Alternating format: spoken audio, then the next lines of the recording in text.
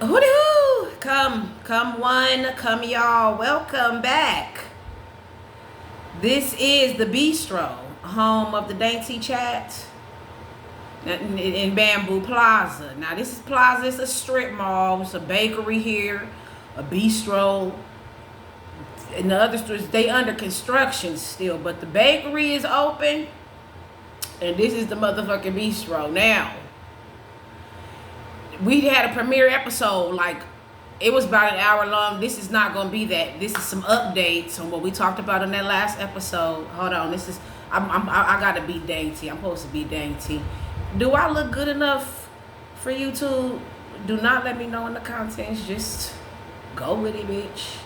So this is the updates from the last episode. We talked about Candy and Todd. We talked about just I think mostly like gossip topics. Not really what I wanted would hope the bistro was. That's not the vibe. But that's part of what's going on over here. So we're gonna update that. And also I've been thinking about something that I wanted to share with you all. Some things I've been observing over the past few months about love. I've come to the conclusion that people with real love don't feel anything. So I want to talk about that. And I have some life stories as well. Talk about some life stories. What I've been getting into and how it all went down. Because let me tell y'all, I went over to the pharmacy to pick up my prescription and I met somebody there. And they was like, well, let's meet up at the park and match our prescriptions. So I was like, okay, that's cool. One day, and I know I didn't expect it to be that same day, but he did end up calling later on that day. So we met up at the little park or whatever. And y'all wouldn't even believe. I'm going to tell y'all how it all went down. And then let's talk about this right here. This is something that, so we're going to go ahead and, that's what today's show is going to be about. That stuff that I just said. And another update from that first episode. The man, Anthony Joshua, I was feeling kind of conflicted about the way he told a boy face up like that because it was it was an exhibition fight. It wasn't no real fight. Is that what an exhibition fight is? Am I saying that right? It was for play. But he broke his jaw in real life. So I was very curious to what is the balance there, right? Was it something that was it malicious on purpose, malicious subconsciously, and he has to pay for that, or you just gonna get to go on with? So see, we got an update on that. And I'm glad that we can wrap those two stories up with this here episode. So let's go ahead and get started. This is the Bistro, home of the Dainty Chat. Now over at the bakery, I cracked fortune cookies for the celebrities when they going through shit. When they going through things, on the side note, they say intelligent people cuss more than the rest of the population. So if you hear me cuss, it's because I'm very smarter than you. And a lot of other people, not you, but a bunch of other people. In a different way, because you smarter than somebody in your own way. Everybody has their own levels of intelligence around here. So boom. Let's start with the updates. I need a theme song. My theme song would have been right here. Ain't this cute? I don't know where I got this from. Probably from do y'all have little free libraries in y'all neighborhood where it looks like a little birdhouse and you can find them in some random corners? Y'all want to talk about my dreams? I had a dream about two big ass spiders. So we're gonna look at my dream book and see what that means. Now when Bio Bamboo, because this is the bistro. Now I told y'all this is Bamboo Plaza, the bakery in the Himalayas, right at the foothills of the Himalayan mountains. This is a Bamboo Plaza. It's 7 different storefronts here. Aside from Candy House, we get to when we talk about Candy House, you got to go out of our parking lot, across that driveway, 2 houses down, and knock on that side door. Knock on that side door, bitch. You if you know, you know. If you know, you know. But the Lab, Candy House, some other, I'm not gonna reveal everything for y'all right now. If you go back into the bakery, all that is up there. But this is the bistro, home of the Dainty Chat. So I had a dream about 2 big ass spiders. So let me show y'all what I have here. I got this book. I got this one book called Color Astrology, where it tells you your birthday and like what color correlates with your birthday, and you know, characteristics and compatible birthdays and things like that. Don't mind. That is from my prescription. That's a side effect of my prescription that I need to thrive on this earth. So if you think my voice is not good enough for YouTube, you think I don't have a voice for radio, and I do have a face for radio, well, guess what? What you think don't matter? Dreams and symbols. So we're gonna look in here to see what the hell them 2 big ass spiders mean. I got a couple of dream books. But yeah, that's where my theme song would have been. So let's get started on these topics. So let's do the updates. Kandi Burruss and Todd Tucker, they were married. They not married no more. On that last episode, I was thinking they might work it out. Well, they didn't. They didn't. So from what they say, now you know the streets. The street was ready. You know, Mama Joyce and Aunt Bertha and Aunt Noreen, ain't Nora. You know that they was keeping up a lot of mess when it was time for Kandi and Todd to get married, and they tried to make it seem like Todd wanted to take advantage of Kandi, which we all seeing it with our own eyes. Todd really ain't tripping. This is Kandi's idea. Kandi need to be married to be called a housewife. How is you a housewife if you ain't married? So as we done watch it all play out over the past 10 to 15 years, and Kandi used the fuck out of Todd. She done used the man up, and when she couldn't use him no more, she went down there and filed for the divorce. And I just don't think that, I mean, I don't know if it ain't about if it's right or not. I don't think Todd did something wrong. Todd did everything Kandi asked him to do. Kandi thought she could just, see, I know this because Kandi is a Taurus. It is, when a motherfucking Taurus that made their mind up, oh my gosh, it's like talking to a brick. It is not possible to change a motherfucking mind, bitch. Kandi decided in her head that Todd was living in a good life, and he ain't got to have a job if he don't want to, and he ain't got to watch the kids if he don't want to, in all actuality. And she ain't even got to be there to be a wife, because she got the money to pay for him to live there. She got the money to pay for a nanny, and she got the money to pay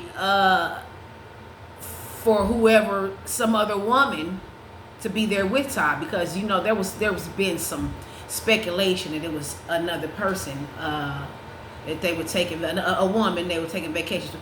Now mind you, Kandi and Todd have been pretty open about their sexual endeavors and the freaky shit that they be doing. Kandi even called herself monetizing it. She had a freaky sex tour. It was called the Freaky Sex Tour, and she made a lot of money off of this shit. It was called something like that. So she made a couple of dollars off of the shit, which people make it seem like Kandi, as soon as somebody insults Kandi, she put it on a t-shirt and sell it. And it's kind of like, but it really don't be landing like that. People is just birds. Like, it don't be a lot of thought into it. It don't be a lot of build up or a lot of excitement, some flavor, some spice. It's just, oh, you said that. Oh, Kandi got a tour. She going on tour about that. I want to go see that. Why? She ain't made up nothing to make it excitement, build it to a moment, an event, a premiere, why I did this and why I felt like, so now you're getting this. I like to present shit. I like to say, boom, I was sitting under the moon one night and I couldn't even see. The only part of the paper I could see was the moonlight that was cutting through the blinds, so I couldn't write that fact. I like to make it sound like something, bitch. That's, to me, that's not the Taurus in her. Because we don't like, shit shouldn't be halfway. You shouldn't just be showing up with a woo wop wong, with a bam bam boom, bitch. You need to be a little thought, a process to this. But anyway, so Kandi just thought she was just gonna have somebody there with Todd, and he was just gonna go for it. She just gonna pay Todd, and I think it would have worked if Todd was allowed to pick the woman that he wanted, but Kandi obviously wasn't allowing that. Todd was like, okay, cool, you want to be gone, and I gotta be here with the kids, and I can't get a job. And it's like, okay, you can get a job, Todd can get a job too, but who gonna be there to watch the kids? Okay, Todd can be there watching the kids, but who gonna get a job? He couldn't win in that situation, and I don't appreciate how everybody tried to make it seem like he was an opportunity. It seemed like everything balanced out. So at the end of the day, Kandi got to give Todd about $500,000, and from the way somebody else explained it, is they broke even, to where she not even giving him something. She ended up with one more extra property than he did, and the difference between that is what he ended up with. Because my thing is this: Todd couldn't work. Kandi ass is gone gallivanting to all these rinky-dink jobs that she fucking begs for.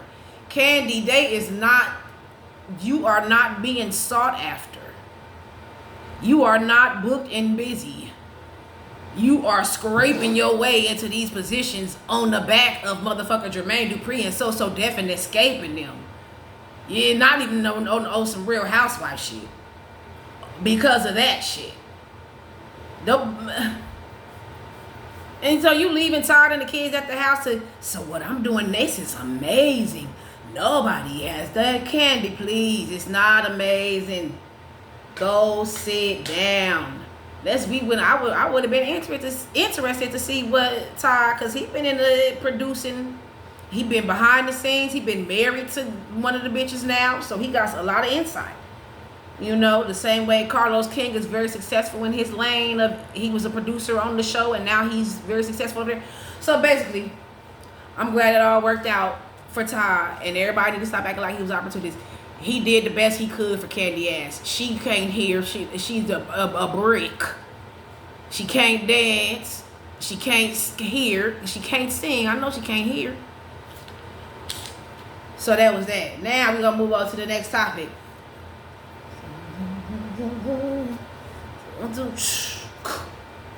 So the next topic is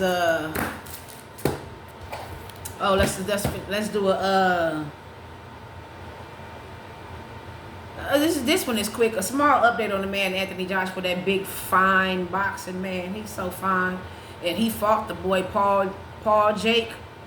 Jake Paul Logan, and so, you know, people had very bad opinions of the boy Jake Paul Logan, and I have no idea. I don't keep up with things that will get me too upset, you know. And so, especially if it's somebody who I ain't even got no business being over there, when I'm be over there mad for. You know what I'm saying? So Anthony Joshua, he broke the boy jaw. And I said, dang, did he do that on purpose? On accident? Subconsciously on accident? He knew what the fuck he was doing? I don't know. A couple of weeks later, Anthony Paul ended up getting into a horrible car accident with two of his closest friends and people the two guys that he worked with, trained with, and things like that. And they passed away. Like, they died for real. This is a real life story.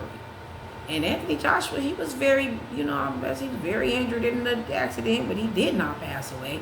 And so, he got to live with the fact that his friends are gone and he'll never see them again. But what's going on there? Because y'all know,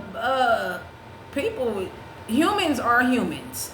And people get some people don't take shit and go away with it. They want some balance, some payback, some revenge, and they gonna create the balance they self. And they do it on their level. I don't have a lot of money. I'm gonna get you back by doing something small. I have access and resources. I can kill you and make it look like a motherfucking accident, bitch.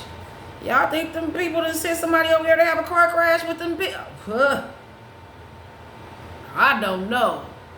But Anthony Joshua got to live with that for the rest of his life. Is that some sort of balance that has been created with the fact that he broke that guy's jaw and his life may be altered forever? I would say so. I would say yes. And I was very conflicted about this on the first episode. I didn't know what to think or how to feel because I'm not knowing what Anthony Joshua's intentions are when he swung on the man and broke his jaw. Just watching it, this play fight, this exhibition boxing match, it seems like there was a certain time, and the Anthony Joshua says they told him after 9 minutes or 4 rounds or whatever, just fight him, just go ahead and fight him. And then that's what was in the contract. That's just the vibe that I'm getting. And so after that 4 minutes or that 9 rounds, Anthony Joshua said, "Oh, I'll just go ahead and boom." Watching it from here, it doesn't look like he really drew back on him and swung. It looked like just a little lightweight boot. But the thing about men, you don't know, men be heavy-handed. I've been in one of them crazy relationships before with one of them niggas.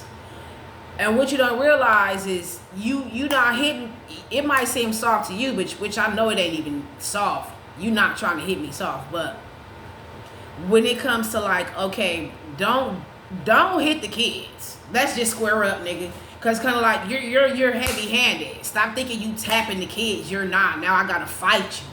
No. Don't. You already the man. You're the father. Your voice is already heavy and deep. You command the room. You shouldn't have to swing on the kids. But little elementary age, no, at all. So, and people be beating their kids out of development, and that's why kids get to talking back, because it's kind of like, well, you forcing me to not grow, and I can't not grow. Like when you think back on things, it's kind of like I have to learn this. I have to get to this point in life eventually. And you beating me you forcing me out of growing developing to my next level. And it's not on purpose that a parent necessarily want to do that. They might think they protecting you and they have bad communication skills. We're going to talk about communication.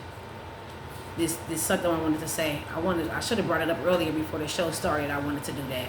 But we can get into it right now since it came up.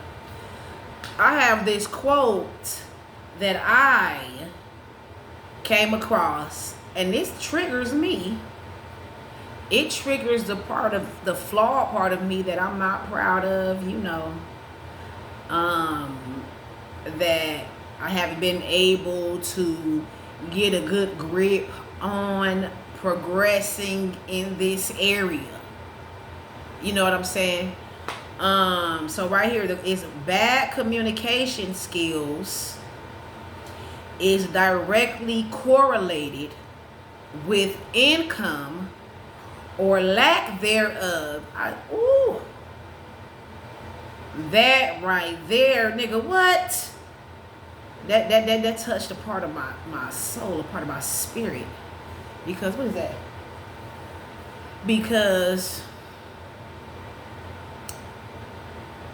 I feel like, because I was, the universe probably left that message to me because I was feeling like that late. I've been feeling like if I had better communication skills, I would be further. because based on the tests and things that we take as schools and everything, SAT test, IQ test, the GATE program, gifted and talented. I forgot what the E stand for. It's gifted and talented. I know that part. I done out-tested all them tests. I tested to the 94 percentile every time. 92nd, 96th percentile. So if we using those tests as the guide, you know, I'm amongst the smartest people on this goddamn planet. Now everybody got their own level of intelligence. They didn't test this, they tested this. You see what I'm saying? So I'm like, well, hell, it's more to this than being smart. This shit go way deeper than intelligence. You got to be somebody that people like. I don't know. I don't know about that part. But let's go back over this again. Bad communication skills is directly correlated with income or lack thereof. Let's just say any communication skills. Your communication skills directly related to how much money you bring in. You got to know how to communicate with money and where it's at and where it's coming from. And if not, you got to grind out your own money. You see what I'm saying? And do you want to do that? Do I want to be here on YouTube right now doing this? People always tell me, you should have a YouTube channel when I get to talking. You know, it's a lot of good seeds on the bakery, because that's what the bakery is about, recipes for life. The bakery is about recipes for life, because I can tell you the ingredients, but I can't sell you the sauce.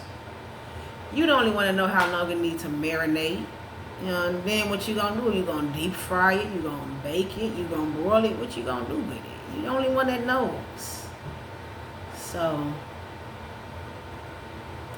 we keep those things in mind.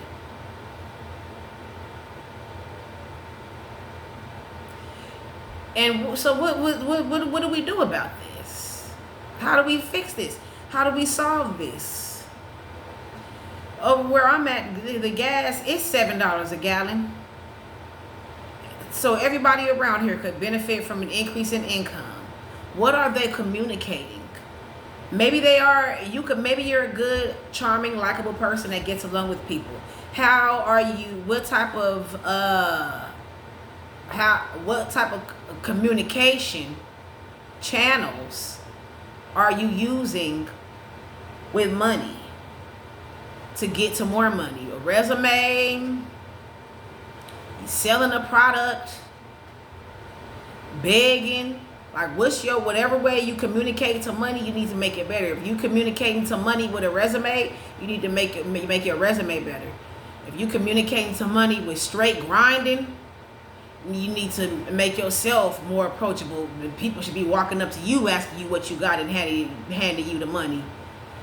If your communication, if your way to the money is begging, your communication to that got to be hey, I washed dishes, I mowed the lawn, I'm gonna scratch your back, I cooked something, I made it sound good. Sometimes people, they don't want you to do nothing for them. As long as you make it sound good, they'll send you the money. So whatever your communication is with the money, that shit need to be good and clear. Okay? Oh, what I really wanted to talk about, because this ain't supposed to be long. This ain't finna be no hour. People with real love don't feel anything. And then I'll tell y'all my little life story about how I met somebody at the pharmacy, and we met up to match one at the park, and how it all went down. As this motherfucker was cheating or something, I don't know. I think the motherfucker was cheating, bitch. I'm gonna tell y'all how it all went down. So this is a new segment.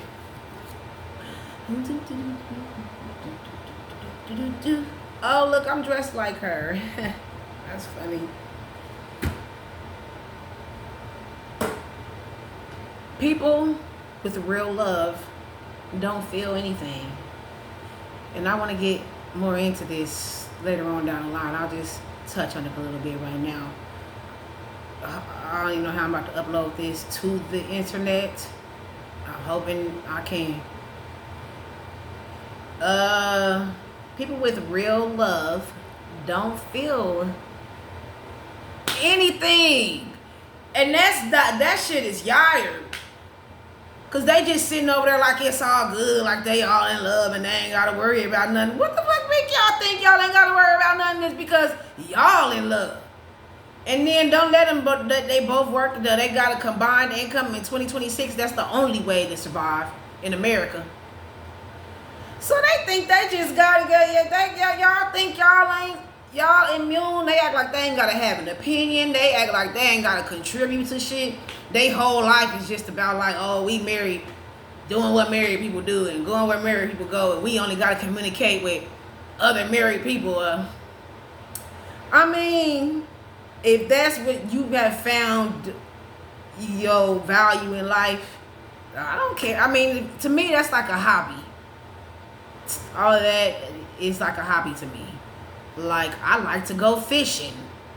Like, okay. So, I'm not interested in that. But somebody else who likes that is interested in that. And so, people with real love, they act like they just ain't got to worry about nothing. Ain't got to contribute to nothing. Don't know what's going on in the world and shit. Which... So, let me tell you how you know that's real. Because I'm like, what the real love? Love, to me, love is imaginary. I mean, to me, love, from my experience, I don't know what love is for everybody else. But for me, love is like love is just like a trick. Anybody that ever told me they love me, it was like a trick just to get me to... or like they was trying to have manners and be nice, or either it was a trick to get me to just because I'm in their life. So since I'm not going away, they feel like they just telling me they love me, they obligated to love me. But I should have just figured out, you gotta figure out to go away. But people with real love, I say the word real to say, because if you ain't stressing about nothing, are you living longer right now, bitch? The fuck? Are you healthier? Are you less stressed about shit? You know what I'm saying? Like, is your skin clear? Is your heart stronger? What the fuck you mean? You in love and all this love and marriage and you don't even know what's going on in the world. They think all they gotta worry about is love. Boy, fuck y'all and love. Got me fucked up. Nah, just playing. It seemed like a wonderful thing. Like, my experience with love I ain't never had no love that was smug. That felt like what I heard about love and what I see about love. I ain't never had nothing like that. So how you gonna want something you ain't never had? And I don't know, when I say that, I think about a lot of, I think about luxurious things, a lot of luxurious and materialistic things that I ain't never had, and I do want them. So I don't want to say that. But I'm just saying, though, it's not like I feel like I'm missing something, especially with the type of love, love being romantic, like, because it's based on sex anyway. So if I wasn't having sex with you, would this be a relationship? And then the type of love where people just love you for you, family and stuff, friends, that seems like some good love. I like that type of love. But yeah, that's the conclusion that I came to. And I feel like I want to do a little bit of research and get some real,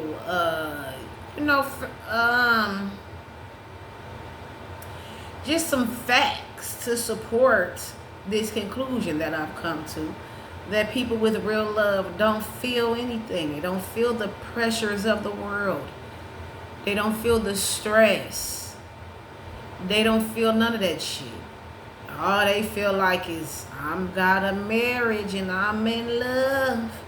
I ain't gotta worry about nothing else. And they don't. And what, they living longer because of that? They whooping and whooping, who knows? Break rules only when necessary. Brown, Brown. Now that's a quote that I got from Chris Brown. That is that's not a quote. That's a what would that be called? Brown. Break rules only when necessary. Not a abbreviation, not an abbreviation.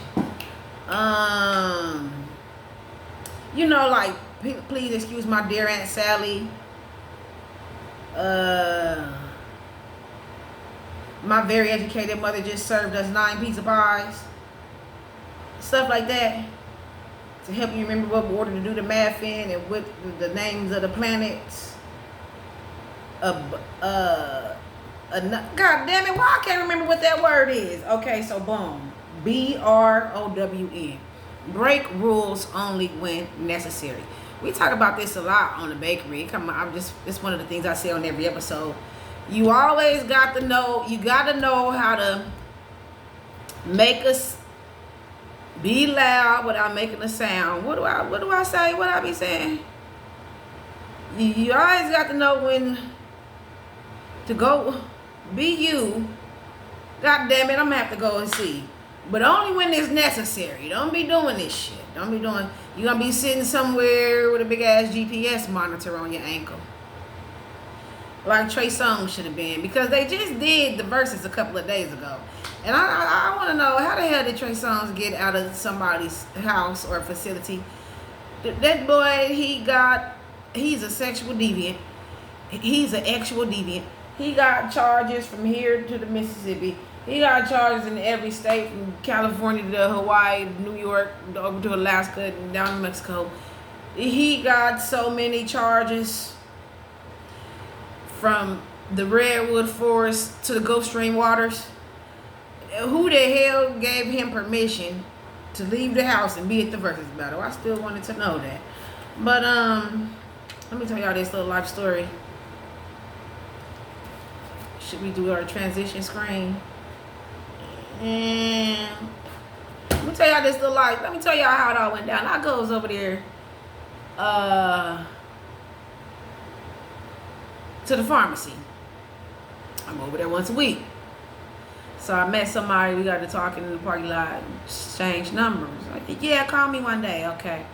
So I went over to the park, and he calls, and he's like, well, let's meet up right now. I'm like, okay, yeah, let's meet up, let's match. That's cool. We both just got our prescriptions and everything from the pharmacy. So he came over to the park. And we were talking about, well, what you get there? Oh, I gets this when I go. Oh, what do you get there? Oh, I gets this when I go. We're like, oh, it's the same brand, but a different flavor. Same brand, but like a different flavor. A different strain or whatever. So, we chilling and shit. And after he pulled up, another car pulled up after him. Like a few minutes after him. With 2 guys and a couple of kids got out to play. A few kids got out to play.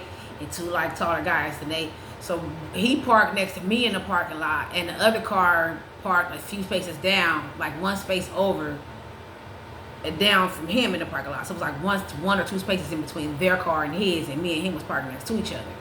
So I'm sitting in the car, we matching, so we getting ready. So the kids get out to go play, and the little boy said, I want win. I want win. I said, okay, hi, baby. Oh, you going to the park? Okay, because Trick love the kids. I love the kids, too. So, the boy went to go play. And he looking at me. Y'all know he was matching. So, he was just getting ready. So, he acting like ain't nothing going on. So, the little boy ran off. And then the little kids came back again. The little girl wasn't saying nothing, but look, don't go on win. The little boy kept saying, he probably was about 3 or 4 years old. Don't go on, win. What is he saying? And then he said, I looked at the guy, he said, these kids at these parks is crazy. They running around. He said, yeah, y'all go play. So the other guy in the other part in the car said, y'all go play. Y'all go over there and play. Leave them alone. So the little boy was not having none of that. He came back a few minutes later. He said, that grandma friend. That my grandma boyfriend. That my grandma boyfriend. I said, I understood his ass this time. I said, oh, that was clear. He said, that's my grandma boyfriend. I said, what's going on? So I looked at it. He said, nah, I know them. I know their family. I know their grandma and everything. And then he done walked up to the dudes in the car and gave him a little high five and a little dap and everything a few minutes ago. So I'm like, oh, it's starting to make sense now. You know them dudes, because this child here is his baby's mother's. This child here belongs to you.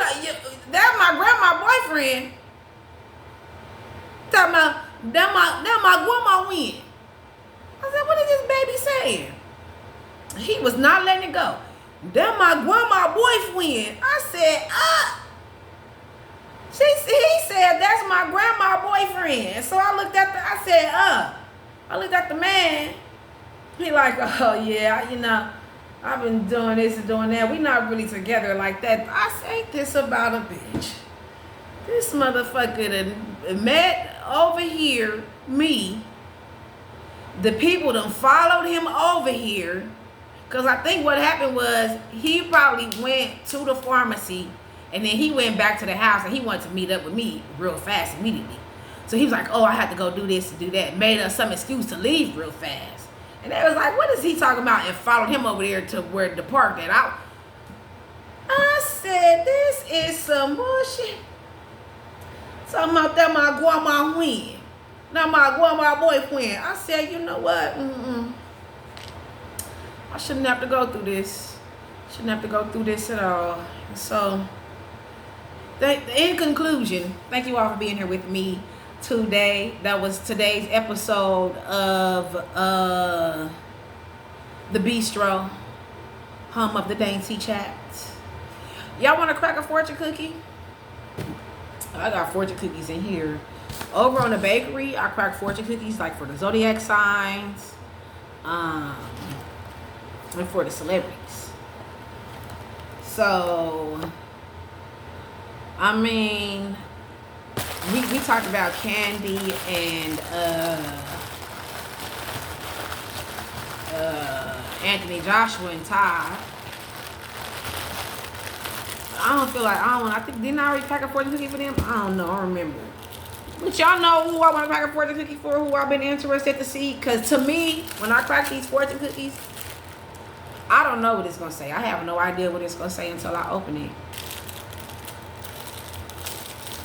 So, to me, I can't interrupt that. That's what the universe is saying about this situation. Y'all know who I've been wanting to crack a fortune cookie for? Tasha K ass. Because she done cut up. She done finally realized how bad she fucked up. And she trying to get herself out of this shit. So let me see what the universe got to say about that. Because for me, they gave Tasha some chances to get it right, and Tasha didn't want to get it right. So I'm going to crack this fortune cookie. Before I get these fortune cookies from it, these ain't even the ones I like. For better luck, you will have to wait till spring. Okay. Well, you only human. You know what I'm saying? That's the vibe. What is this? Some lucky numbers. 4, 10... 8, 39, 43, and 66. So again, this was a fortune cookie that I cracked for Tasha K. For better luck, you have to wait till spring.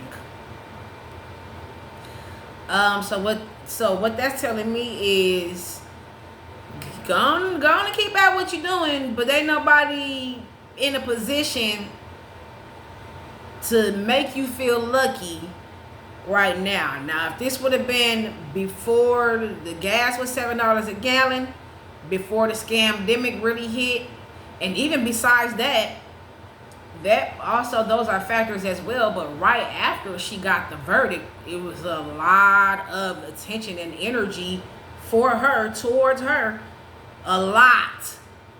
I honestly feel like she could have got a $250,000 or at least half of that easy. If she would have put up her GoFundMe within that week after the verdict came down, she could have got that $250,000, real close to $250,000 real fast, in my personal opinion. But what the universe is saying, you fucked up, but you only human. I feel like when it's something like this, I feel like they said you only human. It ain't that bad. You just gonna have to, you gotta eat this. You gotta sit in it. You do gotta eat this and you gotta sit in it. It said for you need some luck. The universe ain't even got nothing for you but some luck. Well, you need some better luck, and you can't even get it right now. You gotta wait till spring, man. So that's